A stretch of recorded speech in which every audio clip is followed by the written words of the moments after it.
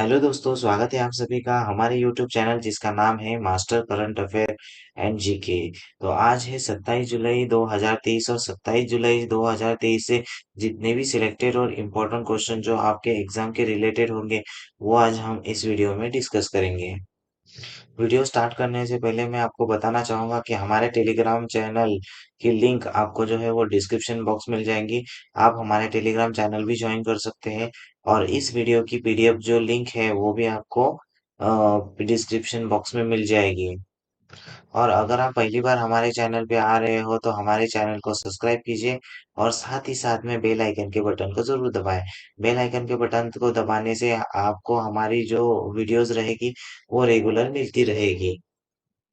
आज मैं आपके लिए बहुत ही बेहतरीन सवाल लाया हूँ तो वीडियो जो है वो एंड तक जरूर देखिएगा। और लास्ट में मैं आपको एक क्वेश्चन भी पूछूंगा, उसका आंसर जो है वो आपको कमेंट बॉक्स में देना है। तो चलिए शुरू करते हैं दिन की शुरुआत मास्टर करंट अफेयर के साथ। तो आज का पहला सवाल है, देश में किस दिन को कारगिल विजय दिवस के रूप में मनाया जाता है? तो कारगिल विजय दिवस के रूप में किस दिन को मनाया जाता है? तो ऑप्शन नंबर डी इसका राइट आंसर हो गया। 26 जुलाई को कारगिल दिवस के रूप में मनाया जाता है। तो option number D is the correct answer. अब हम कारगिल दिवस के बारे में कुछ इम्पोर्टेंट पॉइंट जो है वो डिस्कस करेंगे कि कारगिल दिवस जो है वो कब मनाया जाता है। 26 को मनाया जाता है। 1999 में पाकिस्तान के खिलाफ युद्ध में शहीद हुए 527 सैनिकों के बलिदान का सम्मान करने के लिए हर साल 26 जुलाई को कारगिल दिवस विजय मनाया जाता है। कारगिल विजय दिवस मनाया जाता है, ठीक है। इसका नाम जो था वो ऑपरेशन विजय की सफलता के नाम पर रखा गया था। कारगिल युद्ध जो है वो 60 दिनों की लड़ाई के बाद 26 जुलाई को जो है वो समाप्त हो गया था। 24वीं वर्षगांठ का जश्न मनाने के लिए दिल्ली से मद्रास में कारगिल युद्ध के स्मारक तक एक पूर्ण महिला मोटरसाइकिल अभियान का आयोजन किया गया था। तो ये थे कारगिल विजय दिवस के बारे में कुछ इम्पोर्टेंट फैक्ट्स जो आपको याद रखना है। बढ़ते हैं नेक्स्ट क्वेश्चन की तरफ। नेक्स्ट क्वेश्चन है क्वेश्चन नंबर 2। विश्व टेस्ट क्रिकेट चैंपियनशिप 2023-25 रैंकिंग में भारत कितना नीचे आ गया है? तो इसका सही जवाब है ऑप्शन नंबर डी। तो भारत जो है वो कितने नंबर पे आ गया है? दूसरे नंबर पे आ गया है। विश्व टेस्ट क्रिकेट चैंपियनशिप में 2023 और 25 में भारत जो है वो दूसरे नंबर पर आ गया है। कुछ इंपॉर्टेंट पॉइंट्स देखेंगे इसके रिगार्डिंग। किस टीम विश्व टेस्ट क्रिकेट चैंपियनशिप 2023 और 25 रैंकिंग में भारत कितना नीचे आ गया है? तो इसका सही जवाब होगा ऑप्शन नंबर डी। भारत जो है वो दूसरे नंबर पर आ गया है। किसमें? तो विश्व टेस्ट क्रिकेट चैंपियनशिप 2023 और 25 में भारत दूसरे नंबर पर आ गया है। इंपॉर्टेंट पॉइंट देखते हैं, किस देश की टीम विश्व टेस्ट क्रिकेट चैंपियनशिप 2023 और 25 में शीर्ष स्थान पर है? तो कौन सी टीम है वह? पाकिस्तान की टीम जो है वो शीर्ष स्थान पर है। बढ़ते हैं नेक्स्ट क्वेश्चन की तरफ। तो हमारा नेक्स्ट क्वेश्चन है, दुनिया में सबसे ज्यादा सालाना कमाई करने वाले खिलाड़ियों की सूची में विराट कोहली कहाँ है? तो विराट कोहली कहाँ है? तो ऑप्शन नंबर डी 61वें स्थान पर जो है वो विराट कोहली है। अभी बढ़ते हैं हम इम्पोर्टेंट पॉइंट्स की तरफ। तो इम्पोर्टेंट पॉइंट्स है कि इस साल दुनिया के सबसे ज्यादा कमाई करने वाले खिलाड़ियों में शीर्ष 100 में कितने एशियाई खिलाड़ी हैं? तो शीर्ष 100 में जो है वो सिर्फ दो खिलाड़ी है जो एशियाई खिलाड़ी है। बहुत ही इंपॉर्टेंट क्वेश्चन है आपके एग्जाम के दृष्टिकोण से। पॉइंट नंबर 2, वार्षिक सर्वाधिक कमाई करने वाली खिलाड़ियों की सूची में जापानी टेनिस खिलाड़ी नाओमी ओसाका का क्या स्थान है? तो नाओमी ओसाका का कितना स्थान है? 20वां स्थान है। और विराट कोहली का कितना है? तो 61वां स्थान है। पॉइंट नंबर तीसरा, एशिया में सबसे अधिक वार्षिक कमाई करने वाले खिलाड़ियों की सूची में शीर्ष स्थान पर कौन है? अब ये एशियाई की बात कर रहा है तो नाओमी ओसाका जो है वो शीर्ष स्थान पर है। नाओमी ओसाका ने कितने बिलियन डॉलर की आय के साथ दुनिया के सबसे अधिक भुगतान पाने वाले एथलीट की सूची में 20वें नंबर के स्थान पर है। तो 53.2 बिलियन डॉलर की वार्षिक आय के साथ में वह प्रथम स्थान पर है। एशिया में प्रथम स्थान पर है और सूची में जो है वो 20वें स्थान पर है। बढ़ते हैं नेक्स्ट क्वेश्चन की तरफ। तो नेक्स्ट क्वेश्चन है क्वेश्चन नंबर 4। आईएमएफ ने वर्ष 2024 के लिए भारत की विकास दर का अनुमान 0.2 बढ़ाकर कितने प्रतिशत कर दिया गया है? तो इसका सही जवाब हो जाएगा 6.1% जो है वो कर दिया गया है। तो ऑप्शन नंबर बी इसका राइट आंसर हो जाएगा। और आईएमएफ जो है उसका फुल फॉर्म क्या होता है? तो इंटरनेशनल मॉनेटरी फंड, ये जो होता है आईएमएफ का फुल फॉर्म होता है। अभी आईएमएफ के बारे में हम कुछ इंपॉर्टेंट पॉइंट जो है वो डिस्कस करेंगे। आईएमएफ ने विश्व अर्थव्यवस्था के लिए अपने विकास पूर्व अनुमान को कितने आधार अंकों तक संशोधित किया है? तो कितने आधार अंकों तक संशोधित किया है? तो 20 आधार अंकों तक संशोधित किया गया है। आईएमएफ ने भारत की 2023 की जीडीपी वृद्धि का अनुमान बढ़ाकर कितना कर दिया गया है? तो 6.1 कर दिया गया है। भारतीय रिजर्व बैंक ने भी FY24 में भारतीय आर्थिक वृद्धि 6.5 रहने का जो है वो अनुमान लगाया गया है। चलिए बढ़ते हैं नेक्स्ट क्वेश्चन की तरफ। Question number 5।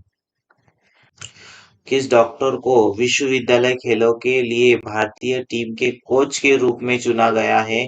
वह उदय डोंगरे महाराष्ट्र के किस राज्य से संबंधित है? तो उदय डोंगरे जो है वो छत्रपति संभाजी नगर, इसका सही आंसर होगा ऑप्शन नंबर बी। उदय डोंगरे महाराष्ट्र के छत्रपति संभाजी नगर से ही संबंधित है और वो भारतीय टीम के कोच भी है।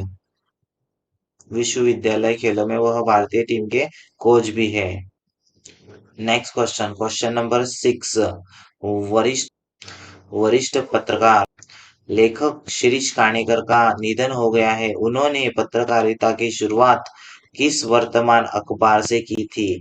तो उन्होंने पत्रकारिता की शुरुआत जो है वो option number A Indian express से करी थी। यह है हमारे शिरीष काणेकर, जिनकी हाल ही में निधन हो गया है और जिन्होंने पत्रकारिता की शुरुआत जो की थी वह इंडियन एक्सप्रेस से की थी। कुछ इंपॉर्टेंट पॉइंट हम के बारे में डिस्कस करेंगे। मी माझा मला, यह आत्मकथा किसकी है? तो यह शिरीष काणेकर की है। और पत्रकार लेखक शिरीष काणेकर ने निम्न में से कौन सी पुस्तक लिखी है? तो कौन सी पुस्तक लिखी उन्होंने? काणेकारी, सिनेमा.com और शिरीषासन, यह जो है तीन किताबें जो है उन्होंने लिखी है।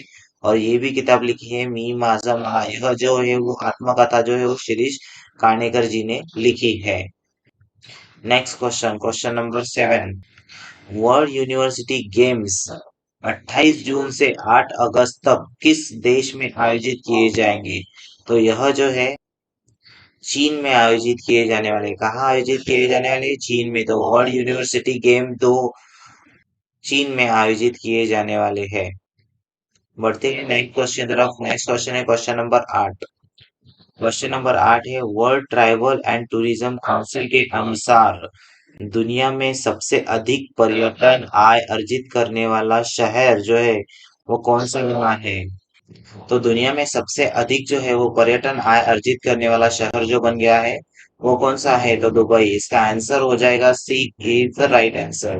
कुछ इंपॉर्टेंट पॉइंट्स देखेंगे हम इस बारे में कि दुबई शहर जो है वो एक साल में पर्यटन से कितने अरब डॉलर जो है वो कमाता है। कितने अरब डॉलर कमाता है? तो 28.42 अरब डॉलर जो है वो दुबई शहर एक साल में कमाता है। भारत की जीडीपी में पर्यटन क्षेत्र का अरबों डॉलर का कितना योगदान है? तो 178, इतना जो है वो भारतीय पर्यटन क्षेत्र में जीडीपी का योगदान है। 2028 तक कितने करोड़ से अधिक विदेशी पर्यटकों के भारत आने का अनुमान है? तो कितने करोड़? तो 3 करोड़ विदेशी जो पर्यटक है उनका अनुमान लगाया जा रहा है कि वो भारत में आएंगे। तो याद रखना है कि सबसे अधिक जो है वो पर्यटन अर्जित करने वाला शहर जो है वो दुबई बन गया है। और दुबई में कितने अरब? तो 28.42 अरब जो है वो कमाया जाता है। और भारत में आने की कितनी संभावना है? तो 3 करोड़ लोगों की संभावना, लेकिन 2028 तक की बात है। बढ़ते हैं नेक्स्ट क्वेश्चन की तरफ। हमारा नेक्स्ट क्वेश्चन है तो भारतीय रिजर्व बैंक ने किस बैंक पर प्रतिबंध लगाए हैं? तो हाल ही में भारतीय रिजर्व बैंक ने राष्ट्रीय सरकारी बैंक पर प्रतिबंध लगाए, तो option number A is the right answer हो जाएगा। इसके बारे में कुछ इंपॉर्टेंट फैक्ट्स हम देखेंगे। भारतीय रिजर्व बैंक जो है वो बेंगलुरु में सबसे पुराने संस्था में से एक है। द नेशन कोऑपरेटिव बैंक उसकी बिगड़ती और वित्तीय स्थिति के कारण उन्होंने उस पर सीमाएं लगा दी है कि बैंक अब सभी खाते और जमाकर्ताओं को केवल 50,000 का भुगतान जो है वो कर सकता है। बैंकों को आरबीआई की पूर्व अनुमति के बिना नए ऋण देने या नई जमा स्वीकार करने की अनुमति जो है वो नहीं है। चलिए हम डिस्कस करते हैं भारतीय रिजर्व बैंक आरबीआई के बारे में कुछ इंपॉर्टेंट पॉइंट्स। तो आरबीआई जो है यह भारत की केंद्रीय बैंकिंग संस्था है और मौद्रिक नीति और बैंकिंग क्षेत्र के विनियामक और भारतीय रुपया मुद्रा जारी करने के प्रबंधक के लिए यह जिम्मेदार होता है। तो आरबीआई यानी रिजर्व बैंक की स्थापना कब हुई थी? तो 1 अप्रैल 1935।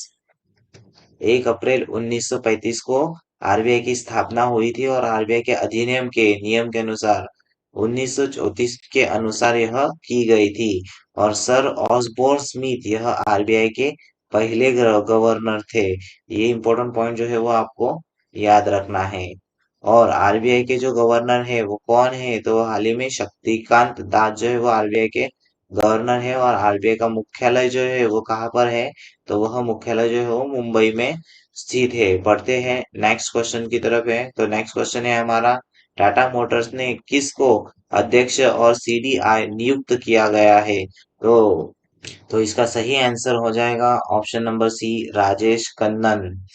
तो राजेश कन्नन को टाटा मोटर्स ने अध्यक्ष और सीडीआईओ नियुक्त किया गया है। कुछ इंपॉर्टेंट पॉइंट्स देखेंगे कि टाटा मोटर्स ने अध्यक्ष और मुख्य डिजिटल और सूचना अधिकारी के रूप में राजेश कन्नन को नियुक्त करने की घोषणा की है। टाटा मोटर्स लिमिटेड में शामिल होने से पहले वह टाटा कंसल्टेंसी सर्विसेज लिमिटेड के साथ भी कार्य कर रहे थे। और कन्नन के पास कई क्षेत्रों में वैश्विक संगठनों के लिए परिवर्तनकारी और शुरू से अंत तक डिजिटल और आईटी सेवाएं प्रदान करने का टोटल 28 साल का जो है वो अनुभव उनके पास है। ठीक है, तो आपको याद रखना है कि हाल ही में टाटा के अध्यक्ष और सीडीआईओ कौन बने हैं? तो राजेश कन्नन बने हैं। Question number 11। नेक्स्ट क्वेश्चन, हाल ही में तैरकर नॉर्थ चैनल पार करने वाले सबसे कम उम्र के तैराक जो है वो कौन बने हैं? बढ़ते हैं नेक्स्ट क्वेश्चन की तरफ। तो ना हमारा नेक्स्ट क्वेश्चन है, हाल ही में किसे रेलवे सुरक्षा बल का महानिदेशक नियुक्त किया गया है? तो इसका सही जवाब हो जाएगा मनोज यादव। हाल ही में मनोज यादव को ही रेलवे सुरक्षा बल का महानिदेशक जो है वो बनाया गया है, नियुक्त किया गया है। ये आप सामने देख सकते हैं, ये है मनोज यादव जिनको हाल ही में रेलवे सुरक्षा बल यानी आरपीएफ का जो है वो महानिदेशक नियुक्त किया गया है। बढ़ते हैं नेक्स्ट क्वेश्चन की तरफ। Question number 13। हाल ही में हाल ही में किसी देश की पहली सैटेलाइट नेटवर्क पोर्टल जो है वो मिलेगी, को किसको मिलेगी? तो वह गुजरात को मिलने वाली है। तो इसका सही आंसर हो जाएगा ऑप्शन नंबर सी, गुजरात। तो हाल ही में देश की पहली सैटेलाइट नेटवर्क जो है वो गुजरात को मिलेगी। अब गुजरात के बारे में कुछ इंपॉर्टेंट पॉइंट जो है वो हम डिस्कस करेंगे। गुजरात का गठन कब हुआ था? 1 मई 1960 रोजी महाराष्ट्रापासून वेगळा झालेला होता। गुजरात का गठन जो है वो 1 मई 1960 रोजी यह महाराष्ट्र से अलग हुआ था। और गुजरात की राज्य भाषा कौन सी है? तो गुजराती है और हिंदी है। गुजरात की राज्यसभा सीटें कितनी है? तो गुजरात की 11 राज्यसभा सीटें हैं। और लोकसभा सीटें कितनी है? तो 26 लोकसभा सीटें हैं। गुजरात राज्य की राजधानी कौन सी है? तो गांधीनगर है। गुजरात राज्य की जीवन रेखा किस नदी को कहते हैं? तो नर्मदा नदी को गुजरात राज्य की जीवन रेखा भी कहते हैं। और गुजरात में कुल 40 बंदरगाह है, उसमें से जो कांडला बंदरगाह है यह प्रमुख बंदरगाह है जो कि गुजरात में स्थित है। आप यहाँ पर गुजरात का मैप देख सकते हो। ये है गुजरात का मैक्स और यह जो है वो पश्चिमी साइड में पड़ता है भारत के। बढ़ते हैं नेक्स्ट क्वेश्चन की तरफ। तो क्वेश्चन नंबर 14 है, हाल ही में किस राज्य के मुख्यमंत्री ने सशक्त महिला ऋण योजना जो है वह शुरू की है? तो इसका सही आंसर हो जाएगा option number B Himachal Pradesh. तो हिमाचल प्रदेश के मुख्यमंत्री ने सशक्त सशक्त महिला जो ऋण योजना है वो चालू करी गई है। ये देखो महिलाओं के लिए लोन भी मिलने वाला है और सशक्त ऋण योजना के बारे में यहाँ पे जानकारी दी गई है। ठीक है, बढ़ते हैं नेक्स्ट क्वेश्चन की तरफ। बढ़ते हैं नेक्स्ट क्वेश्चन की तरफ। तो यह जो है वो हमारे पीडीएफ का लास्ट क्वेश्चन है। तो हाल ही में किसने ब्रिटेन के प्रधानमंत्री का पॉइंट ऑफ लाइट पुरस्कार जो है वो जीता है? तो हाल ही में मोक्ष रॉय, ऑप्शन नंबर बी इसका सही आंसर हो जाएगा। मोक्ष रॉय ने हाल ही में पॉइंट ऑफ द लाइट पुरस्कार जो है वो जीता है। ये है मोक्ष राय, जिसको अभी हाल ही में पॉइंट ऑफ द लाइट जो है वो पुरस्कार मिला है। तो ये थी आज की हमारी करंट अफेयर की वीडियो। आपको ये वीडियो कैसी लगी? अगर आपको ये वीडियो पसंद आई हो तो आपके इस वीडियो को लाइक कीजिए और अपने जो दोस्त हैं उनके साथ में शेयर कीजिए। और अगर आप हमारे चैनल पर नए हो तो हमारे चैनल को लाइक शेयर और सब्सक्राइब जो है वो कर दीजिए। अभी हम डिस्कस करेंगे कल का सवाल। तो कल का सवाल क्या था कि हाल ही में किसने हंगरी सुपर जीएम शतरंज टूर्नामेंट जीता है? तो किसने जीता है? तो R Praggnanandhaa, option number C इसका जो है वो राइट आंसर हो जाएगा। और आज के लिए आपका सवाल ये है, हाल ही में किस राज्य सरकार ने ईवी सब्सिडी दावे के प्रसंस्करण के लिए पोर्टल शुरू किया है? तो इस सवाल का जवाब जो है वो आपको कमेंट बॉक्स में देना है। तो कमेंट बॉक्स में इस सवाल का जवाब जो है वो आपको देना है। अगर हमारी वीडियो आपको अच्छी लगती है और हमारा कंटेंट भी अगर आपको अच्छा लगता है तो हमारे चैनल को जो है वो सब्सक्राइब कर दीजिए और बेल आइकन को जरूर दबाएं, ताकि जो डेली कंटेंट रहे, रेगुलर कंटेंट रहे करंट अफेयर का, वो आपको डेली मिलता रहे। और मैंने आपको डिस्क्रिप्शन बॉक्स में इस वीडियो की जो पीडीएफ है वो भी दे दी है, और जो करंट अफेयर की स्टडी कैसे करना है वो भी दे दिया है। तो इस मास्टर करंट अफेयर की जो पीडीएफ है वो भी मैंने साथ ही साथ में लिंक कर दी है। जैसे कि 1 जुलाई से लेके मैं हर महीने आपको एक टारगेट दिया करूंगा, और टारगेट में आपको ये 3 टारगेट जो है वो आपको कंप्लीट करने हैं। तो जैसे ही आप वीडियो देखते हैं तो वीडियो के नीचे जो बॉक्स है उसमें आपको क्लिक करना है कि वीडियो कंप्लीट हो गया, और वीडियो की पीडीएफ जो है वो दिन में से एक बार जो है वो आपको रीड करनी है, और रात को सोने से पहले भी एक बार रिवीजन करनी है। अगर आप ये तीनों टारगेट कंटिन्यू अचीव करते हो और टारगेट कंप्लीट करते हो तो 1 महीने के अंदर अंदर आपका जो है करंट अफेयर का जो स्कोर है वो आना बढ़ जाएगा, या फिर आप जो भी टेस्ट सीरीज लगाते हो उसमें स्कोर जो है वो आपका आना जो है वो बढ़ जाएगा। इससे आपकी आने वाली जो भी एग्जाम रहेगी वो आपको हेल्पफुल रहेगी और आपका कॉन्फिडेंस भी बढ़ेगा। तो आप ये भी पीडीएफ जो है वो डाउनलोड करके अपने स्टडी टेबल के सामने लगा लीजिए। और आप जो है वो हमारे फेसबुक पेज और टेलीग्राम चैनल से भी जुड़ सकते हैं। ये फेसबुक पेज में हम प्रीवियस ईयर क्वेश्चन देते हैं, और टेलीग्राम चैनल्स में जो है वो मैं वीडियो की जो पीडीएफ होती है वो भी अटैच करता हूँ। और ग्रुप्स में, हमारे ग्रुप में कभी कभी क्विज भी चलते हैं, तो आप ज्वाइन कर सकते हैं। अगर आपको जॉब से रिलेटेड कोई प्रॉब्लम हो या करियर से रिलेटेड कोई प्रॉब्लम हो तो आप मेरी ये प्रोफेशनल लिंक्डइन आईडी जो है वो भी आप ज्वाइन कर सकते हो। तो ये थी आज की हमारी करंट अफेयर की वीडियो। और आप जो है वो हमारे चैनल को सब्सक्राइब कर दीजिए और ज्वाइन होइए हमारे साथ में। तो मिलते हैं नेक्स्ट वीडियो में। Thank you so much, thanks for watching this video.